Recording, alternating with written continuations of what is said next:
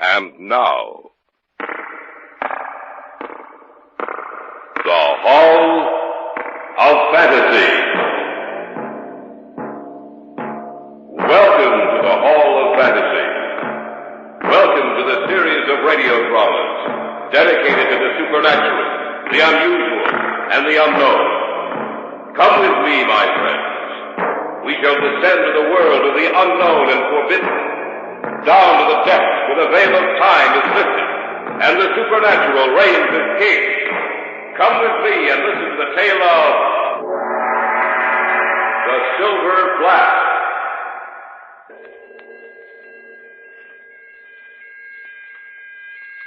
And so it is that the prophecy of Charming shall be fulfilled. For the evil committed, your reward is death.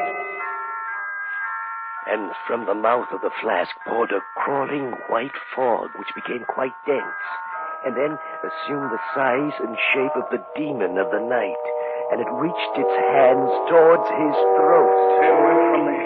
Stay away from me.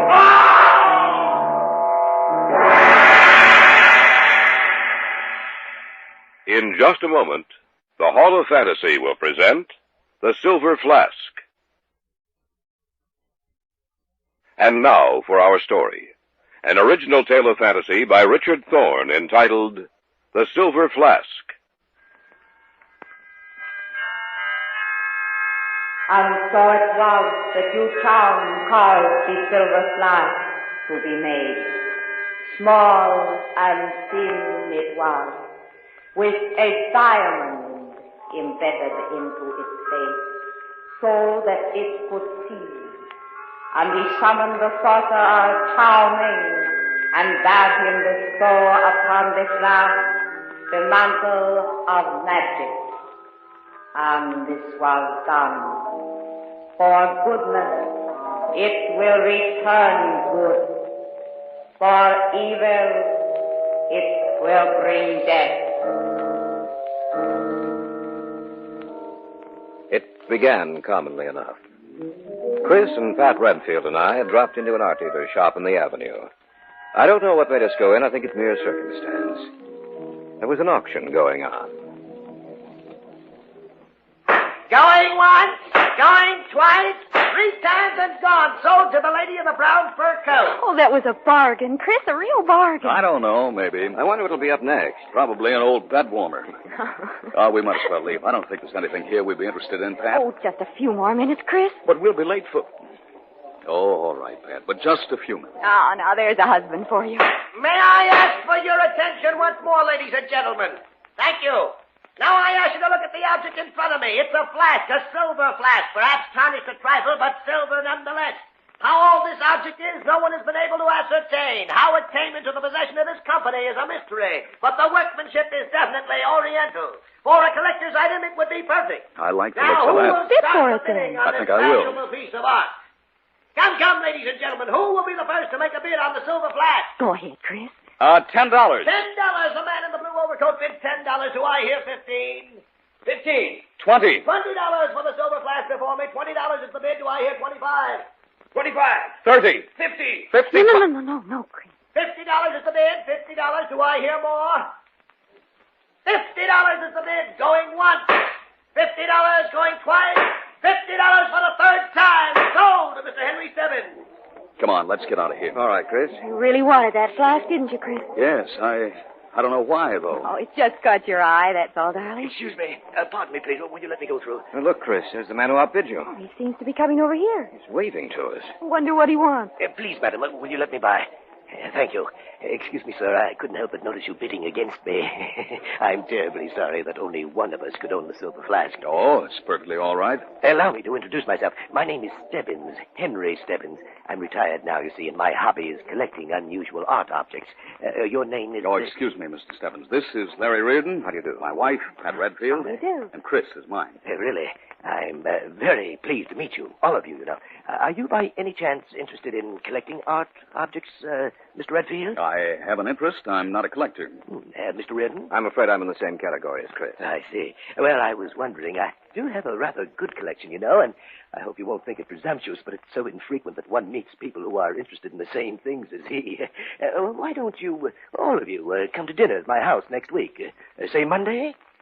Why, of course, Mr. Stebbins, we'd be delighted. Here's my card. You will come, won't you? I'm sure you'll find it very interesting.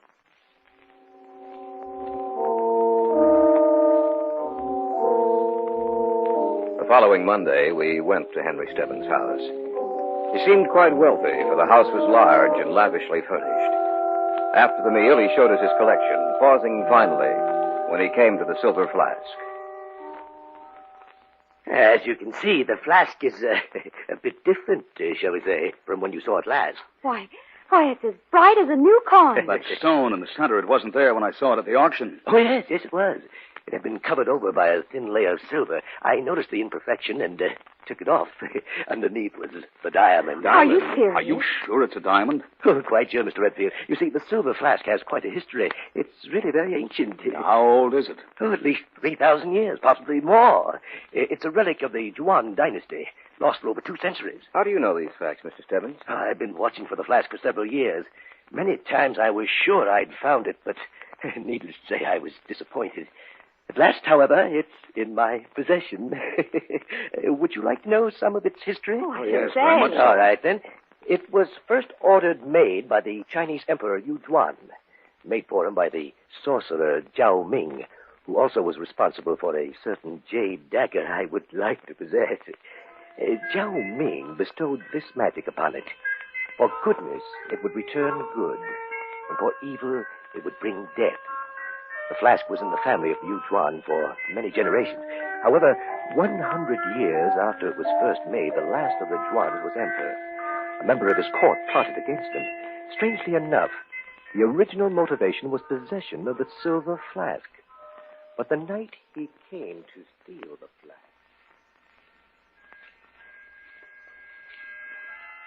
Who dares enter Emperor's bedchamber? Who is in here? What do you want? Where are you? It is so dark my eyes cannot see. It is pity you not see dagger which brings you death.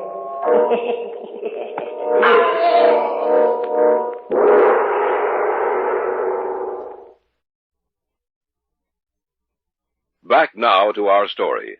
An original tale of fantasy by Richard Thorne entitled The Silver Flask.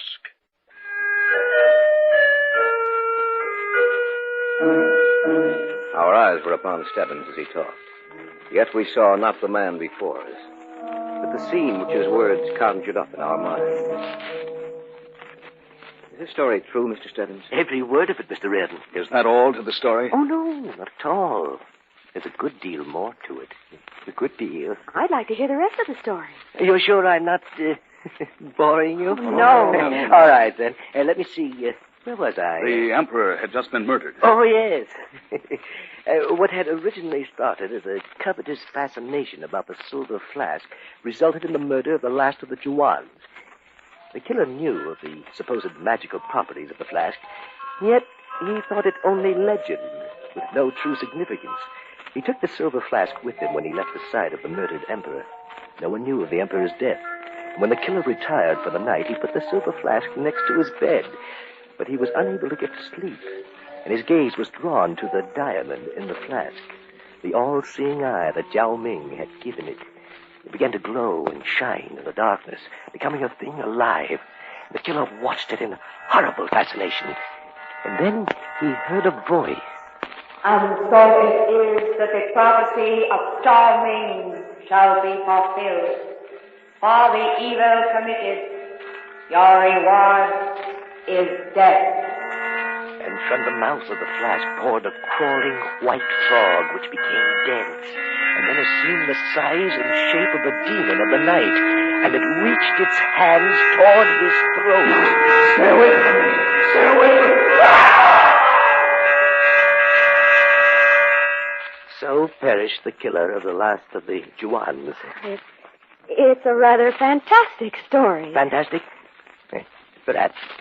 The pattern has been repeated many times since, and perhaps it will be again. There is something quite fascinating about it. Yes, Mr. Redfield.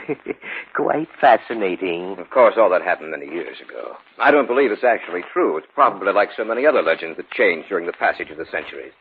Endows a person or object with supernatural power, even though what actually occurred originally was nothing out of the ordinary. Oh, that's quite possible, Mr. Reardon. But as a collector of these objects and their histories, I much rather prefer to believe the legend, as you call it. Chris? What? Oh, you're so quiet. What were you thinking about? It's really quite fascinating. The flask. I can hardly take my eyes off it.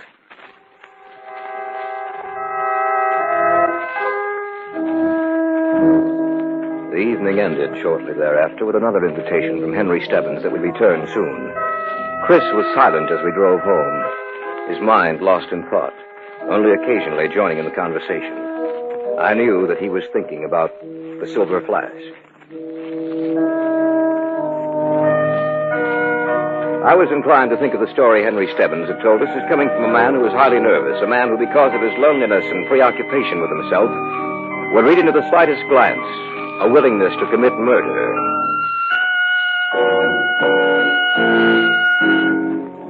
Three days later, Pat Redfield dropped into my office. I hope you don't mind my coming in to see you like this, Larry. Oh, of course not, Pat. It's a pleasure. Cigarette? No, thanks. Now, what seems to be the trouble? Oh, how did you... With a look in your face. What's bothering you? It's Chris. Chris? That's right, Larry. I know it's a strange term to use, but for the last 3 days he seems like a man possessed. Even at night when he's asleep, he has a nightmare. He talks and screams out. When did this start? That night we'd seen Henry Stebbins.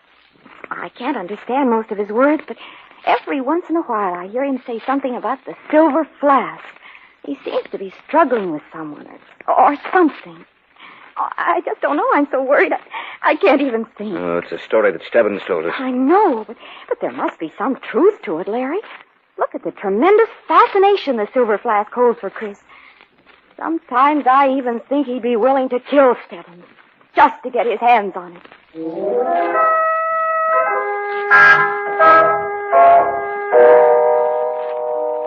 In the evenings, I took to parking my car across the street from Stebbins' house to see who his callers might be. About a week after Pat had been to my office, I'd been parked across from his house for several hours. It was almost midnight, and I was on the point of starting my car and driving home, when on my side of the street, about half a block away, I saw a familiar figure walking towards me. He walked slowly, like a man in a trance. His head turned so that his eyes were on Stebbins' house. Chris? What are you doing out here, Chris? I might ask you the same question. Been waiting for you. Why me? Why not someone else? Because no one else has an interest in the silver flask. Has Pat been talking to you? Not recently. Then you know all about it, don't you, Larry? That I want the silver flask, that I'm going to get it now, tonight. No, you're not, Chris. Yes, I am, Larry. Now, get out of my way. Put that knife back in your pocket, you fool. It's pretty, isn't it? Just press a button and the blade snaps open. Out of my way. You're not going anywhere with that knife. No, we'll see about that. Oh, you asked for it, Larry. Oh, let go of my arm. Drop that knife. Drop it. Drop it. All right. That's better. Take this little thing. Now get into the car. Oh, I'll get into the car all right, Larry. I won't make any fuss about that. You think you're doing me a favor by stopping me. I don't. Maybe my chance is lost tonight, but I'll get another. Don't worry about that. There isn't anything that's going to stand in my way. Not you, not Pat, most certainly not Stebbins. I'd even commit murder to get that silver flask.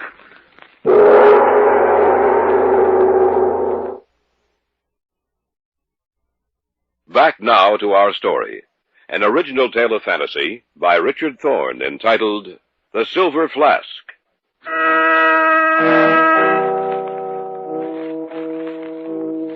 Chris was quiet and sullen as I drove him home. He didn't say a word to me all the while we were together. I watched him enter the front door of his house, and I drove back to my apartment. When I got there, I called Henry Stebbins. Hello? Mr. Stebbins, this is Larry Reardon. Oh, yes. You'd better make sure that your house is locked up tight from now on.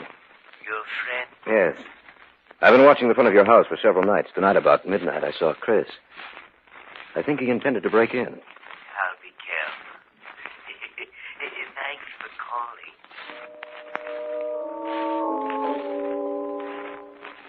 In the morning, for some reason, Henry Stebbins phoned first the Redfields and then me, and asked us to come to dinner that night. I couldn't understand his line of reasoning unless he enjoyed playing a cat and mouse game with Chris. Pat didn't want to go, but Chris insisted, and promptly at 7 we were at Stebbins' house. We finished the meal and adjourned to the library. I'd like to see your collection again, Mr. Stebbins. Oh, I'll be glad to show it to you. Would you two like to come with us? No, I'll stay here if you don't mind. So will I. All right. Then just you and I'll go to see it, Chris. Suits me. We'll be back in a little while. I wonder if we should have let him go alone. Chris won't try anything while we're here, Pat. I hope you're right. Besides, I'm sure that Stebbins can protect himself. Oh, I'm worried about him, Larry. Chris has changed so. When we're alone, he never says anything anymore. He just doodles on a scratch pad with a pencil. Always draws the same picture. The silver flask? Yes.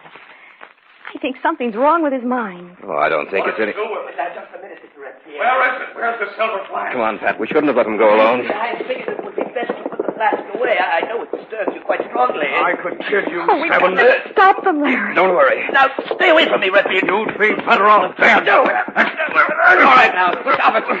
Stop it, both of you. He knew I wanted to see the flask. He hid it on purpose. Thought it would be the wisest thing to do. Chris, how could you do such a thing? Let's just forget this ever happened. I'm perfectly willing to do that, you know. I really don't mean to gloat, Mr. Redfield, but I have the silver flask and you haven't, and I know you wanted it. Why, you... You see, that's why I hid it from you. After all, as long as you don't know where it is, my life is safe. Isn't that right?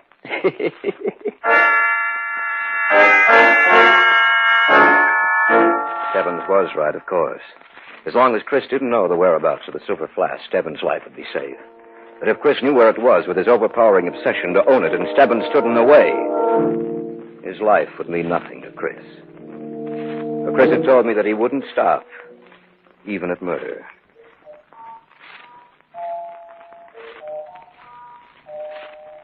And so it was that you Thorne caused the silver flask to be made. And he summoned the sorcerer Thorne, and bade him bestow upon the flask the mantle of magic. And this was done. 2 days later, I was home in the apartment. I'd sat down with a good book, and it was about 11 o'clock when the phone rang.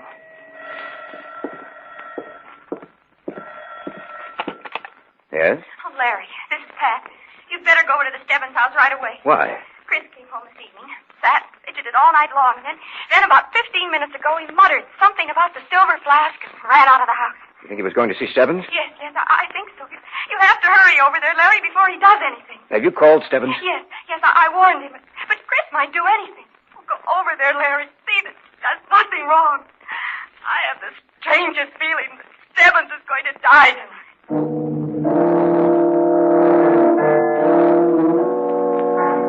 At last the time had come. I knew it would, sooner or later. Chris had to be stopped from entering that house at all costs.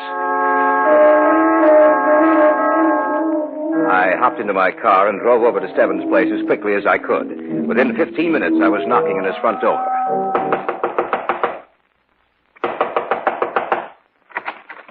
Oh, I'm glad you came, Larry. Pat phoned you, didn't she? Yes, I'm sorry I took so long coming to the door, but I was looking out the front window to see who it was. Come in.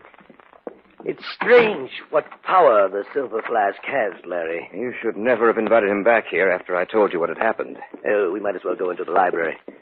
You know, I think you better call the police. You think it's that serious? Yes. I'll call from the library. Is your house secure? Oh, yes. Everything's locked and bolted. Sit down, won't you? I'll phone the police.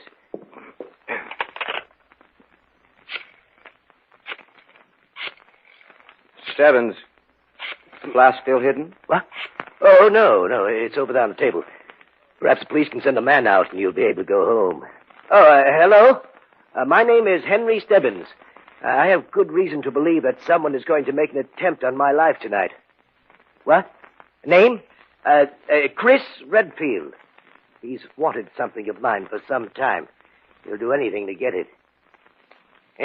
Yes, I'd appreciate that. Thank you very much. I'll have a man out here in 15 minutes. I didn't tell you that Chris had a knife the night he came here to kill you, did I? No, you didn't. Well, that's funny. Still have it with me. Well, we'll give it to the police when they get here. Yes, I'm sure they'll find it. What? The knife. I'm sure the police will find it. What do you mean? This is Chris's knife. You should never have been afraid of him, Mr. Stebbins. Chris would never really kill you. But I would. Stay away from me. I can't do that. You see, Stebbins, everything fits in perfectly now. You've warned the police against Chris. They'll find his knife. They'll never suspect me. You're insane. No, far from it. I merely want the silver flask. The curse. Don't forget the curse. Who believes in curses, Mr. Stebbins? Don't come any closer. Just close enough. Ah! Good night, Mr. Stebbins.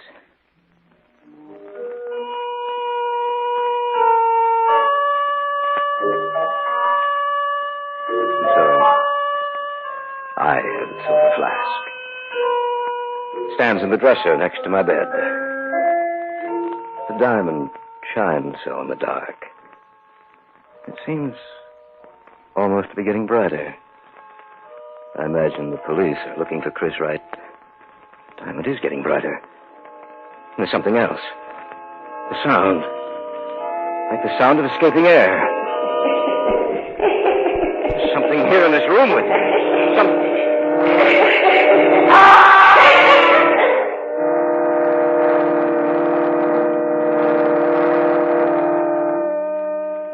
And so it was that you, John, caused the silver flask to be made. Small and thin it was, with a diamond embedded into its base, so that it could see. And he summoned the sorcerer Charmaine and bade him bestow upon the flask the mantle of magic. And this was done. For goodness it will return good, for evil it will bring death.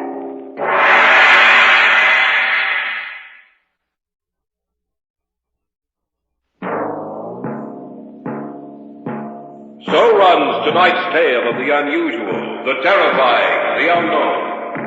Join us again when next we journey down the corridors of the Hall of Fantasy to hear another strange tale of the supernatural. All characters and events portrayed in these programs are fictional, and any similarity to actual events or persons, living or dead, is purely coincidental.